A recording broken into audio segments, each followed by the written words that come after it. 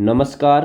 स्वागत है एक बार फिर से आपका। दोस्तों आज हम बात करेंगे important questions for UP UMS ESIC NORCET DSSB SGPGI के एग्जाम पॉइंट ऑफ व्यू से जितने भी महत्वपूर्ण क्वेश्चंस हैं उनके बारे में आज हम डिस्कस करेंगे।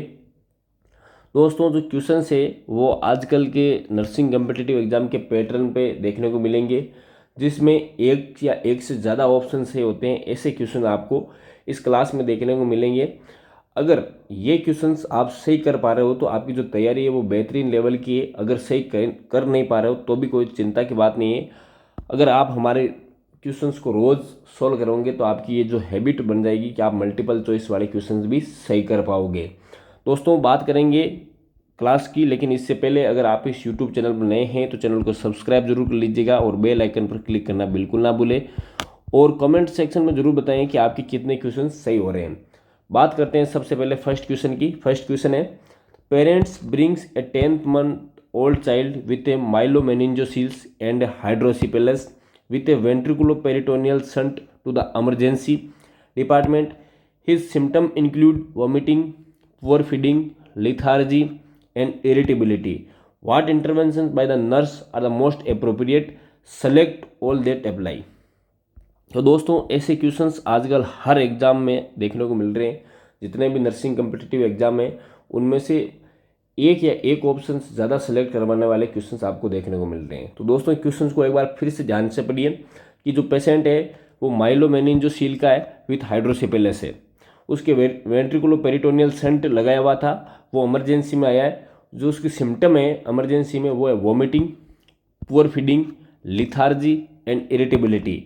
तो दोस्तों ये सिम्टम के साथ एक 10 मंथ की बच्चा हमारे पास इमरजेंसी में आता है तो सबसे ज़्यादा बेस्ट इंटरवेंशन क्या होता है? नर्स के द्वारा। तो ऑप्शन फर्स्ट है वेइंग द चाइल्ड का वेट करे, listens to the bowel sound.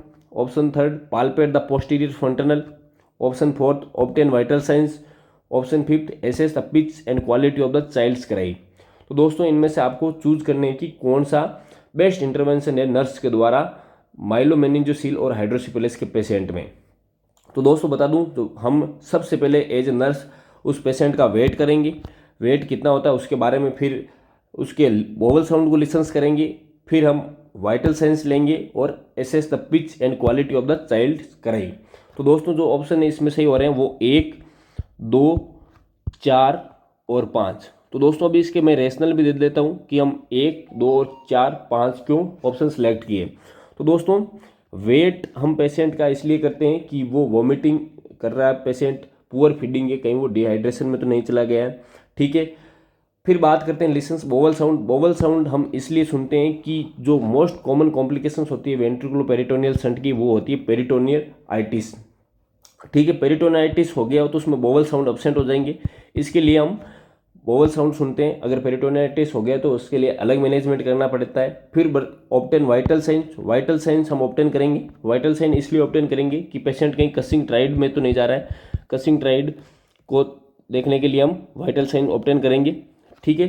फिर assess the pitch and quality of the child's cry, जो एसेस पिच, जो क्राई की जो पिच है वो भी हम एसेस करेंगे, और quality of the child cry, किस हिसाब से किस ढंग से पेशेंट रो रहा है उसकी भी हम पता करेंगे। कि अगर हाई पिच कराई है तो वो इंक्रीज आईसीपी को दर्शाता है, अगर पेशेंट में हाई पिच कराई है तो आईसीपी इंक्रीज होना बताता है। तो दोस्तों ये था इसके ऑप्शन, करेक्ट ऑप्शन थे 1, 2, 4 और 5। फिर बात करते हैं नेक्स्ट क्वेश्चन की। नेक्स्ट क्वेश्चन है when positioning a neonates with a unrepaired myelomeningocele which position is most appropriate. एक पेशेंट है, नियोनेट्स है, जो अनरिपेयर्ड माइलोमेनिंजोसील का पेशेंट है, हम उसमें कौन सी पोजीशन सबसे बेस्ट रहेगी? तो ऑप्शन फर्स्ट है supine with the hips at 90 degree flexion. Option second the right sideline position with knee flexed. Option third prone with hip in abductions. Option fourth supine in semi Fowler position with chest and abdomen elevated. सबसे पहले बात करते हैं दोस्तों ये myelomeningocele क्या condition है और इसमें हमें क्या देखने को मिलता है। दोस्तों माइलोमेनिंजोसील एक स्पाइना बाइफिडा की कंडीशन है। स्पाइना बाइफिडा में 2 तरह की हमें डिजीज देखने को मिलती है, जिनमें से एक डिजीज है माइलोमेनिंजोसील। माइलोमेनिंजियोसील एक स्पाइनल कॉर्ड की डिफॉर्मिटी है, जिसमें क्या होता है, स्पाइनल कॉर्ड और जो नर्वे हैं वो फ्लूइड फील्ड शेक में उनका फॉर्मेशन होता है, या बॉडी जो मतलब वर्टिब्रा है उसके बार फॉर्मेशन हमें देखने को मिलता है। तो दोस्तों माइलोमेनिंजियोसील क्या है, एक फ्लूइड फील्ड शेक होता है जो कि कवरिंग रहता है एक लेयर से। ठीक है, देख सकते हो इस प्रकार की जो कंडीशन होती है उसको हम माइलोमेनिंजियोसील कहते हैं, जिनमें क्या होता है, जो स्पाइनल कॉर्ड है और ये स्पाइनल कॉर्ड और जो स्पाइनल कॉर्ड का जो फ्लूइड है सीएसएफ, वो एक मेनिंजेस है, वो बाहर की तरफ हमें प्रोट्रूड्स दिखाई देती है, एक शेक में हमें कवरिंग देखने को मिलती है स्पाइनल कॉर्ड और जो भी स्पाइनल कॉर्ड का जो फ्लूइड है सीएसएफ है।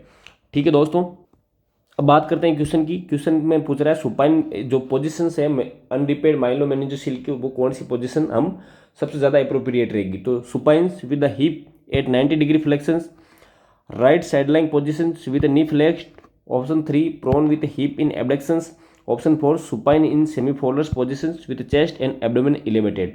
तो जो बेस्ट पोजीशन रहती है माइलोमेनिंजियोसील्स में वो रहती है prone position with hip abduction में।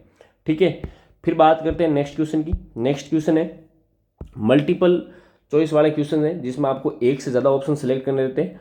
तो ऑप्शन क्वेश्चन क्या है, the nurse is teaching the parents of a child with myelomeningoceles how to prevent urinary tract infections, what information should be included in the care plans of this child, select all the applies.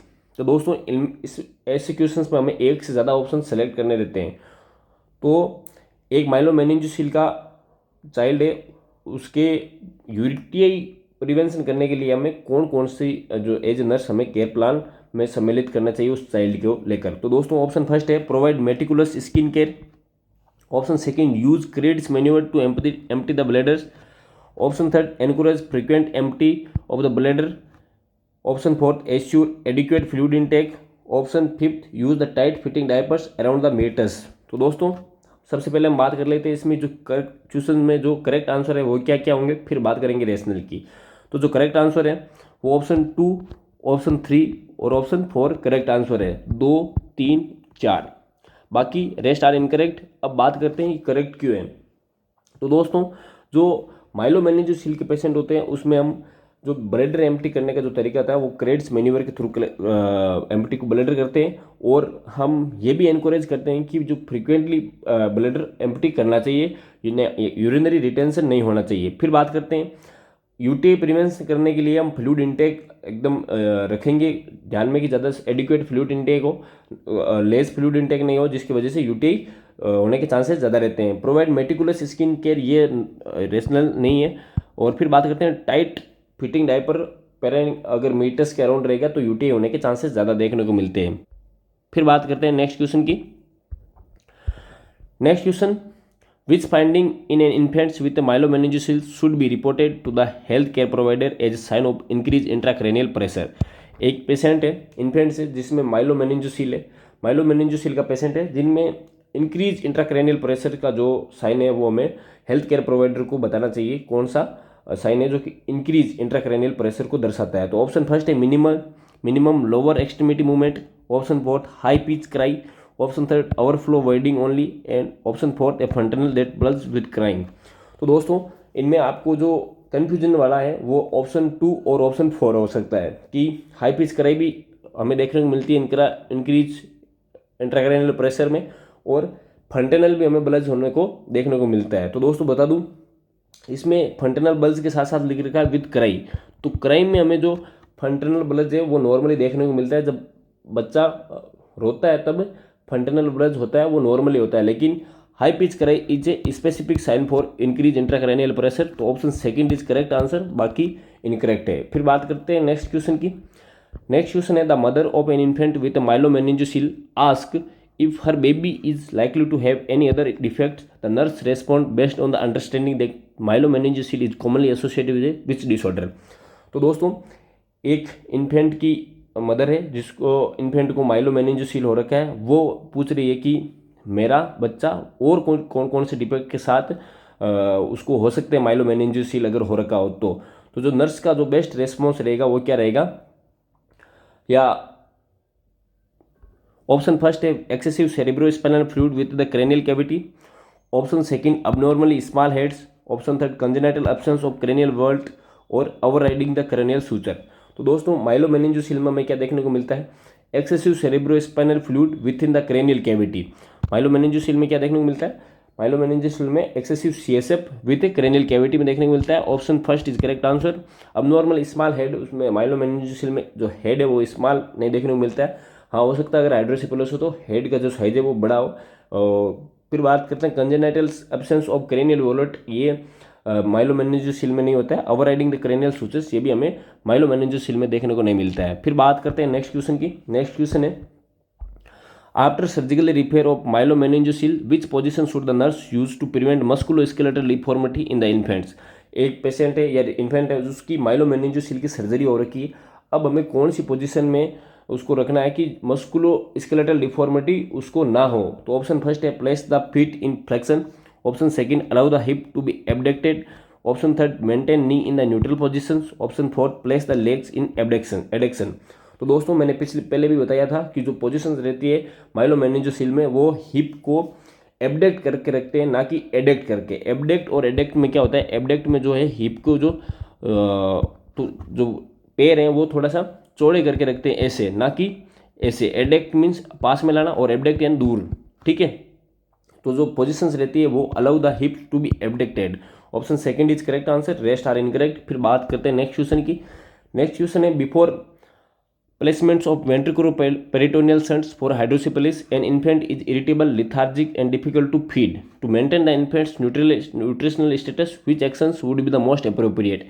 एक patient से ventriculoperitoneal shunts का हाइड्रोसिफिलिस का patient है, उसमें वेंट्रिकुलोपेरिटोनियल shunt हमें लगाना है, लेकिन उससे पहले कि पेशेंट का न्यूट्रिशनल स्टेटस मेंटेन करने के लिए हमें कौन सी अप्रोप्रिएट स्ट्रेटजी अपनानी चाहिए। ऑप्शन फर्स्ट है feed the infants just before the doing any procedure, option second give the infants smalls frequent feeding, option third feed the infants in horizontal position, option third give large less and frequent feeding. तो दोस्तों बता दूं जो इसमें correct answer है वो है हमें इन्फेंट्स को स्मॉल फीडिंग देनी है और फ्रीक्वेंटली उसको फीड देना है स्मॉल फीडिंग में, ठीक है। फिर बात करते हैं option second first is incorrect due to हमें कोई भी प्रोसीजर होने से पहले इन्फेंट को फीड नहीं देनी है, क्योंकि चांस रहते हैं कि रिगर्जिटेट हो या पेशेंट एस्पिरेट कर ले।